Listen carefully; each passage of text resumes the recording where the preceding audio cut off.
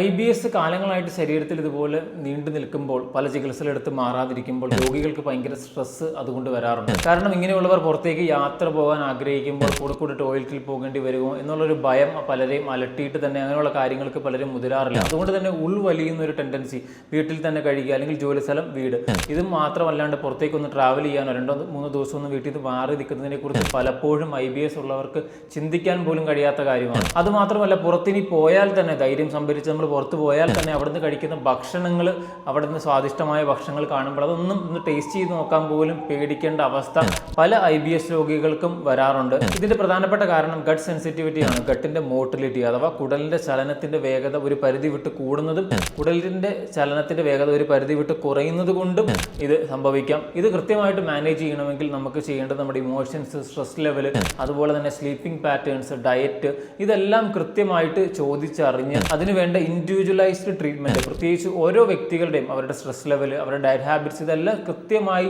ചോദിച്ചറിഞ്ഞ് ഓരോ വ്യക്തികൾക്കും ആവശ്യമായ ഡയറ്റ് പ്ലാനും ഡയറ്റ് ചാർട്ടും, അതുപോലെ തന്നെ ഉറക്കം എങ്ങനെ മാനേജ് ചെയ്യാം, അതുപോലെ സ്ട്രെസ് ലെവൽ എങ്ങനെ കുറയ്ക്കാം, അതുപോലെ തന്നെ ജോലി മറ്റു സാഹചര്യങ്ങൾ എങ്ങനെ കൃത്യമായിട്ട് മാനേജ് ചെയ്യാം, ഇതിൻ്റെ ഒപ്പം തന്നെ ഇതൊക്കെ പറഞ്ഞു കൊടുത്ത് അവർക്ക് ആവശ്യമായൊരു ഓവറോൾ അല്ലെങ്കിൽ ഒരു ഹോളിസ്റ്റിക് ട്രീറ്റ്മെന്റ് കൊടുക്കുന്നില്ലെങ്കിൽ ഇങ്ങനെയുള്ള അസുഖങ്ങൾ പൂർണ്ണമായിട്ട് മാറുകയില്ല. അതുകൊണ്ട് തന്നെ IBS പോലുള്ള രോഗങ്ങൾ ചികിത്സ എടുക്കാൻ ഇവിടെ നമ്മളെ സമീപിക്കുമ്പോൾ നമ്മൾ അവർക്ക് വേണ്ട ആവശ്യമായ ഡയറ്റും ഡയറ്റ് ചാർട്ടും അതോടൊപ്പം തന്നെ അവരുടെ സ്ട്രെസ് മാനേജ് ചെയ്യാനുള്ള കാര്യങ്ങൾ പറഞ്ഞു കൊടുക്കുകയും അവരുടെ ജോലിക്ക് പോകുമ്പോഴും അതെങ്ങനെ കൃത്യമായിട്ട് മാനേജ് ചെയ്യാം അതിനെക്കുറിച്ചൊക്കെ വ്യക്തമായിട്ട് പറഞ്ഞു കൊടുക്കുന്നത് കൊണ്ടാണ് നമുക്ക് നല്ല റിസൾട്ട് ഇതിന് കിട്ടുന്നത്. കേവലം മരുന്നുകൊണ്ട് മാറുന്ന ഒരു അസുഖമല്ല IBS എന്ന് പറയുന്നത്. ആദ്യമേ തന്നെ മനസ്സിലാക്കുക.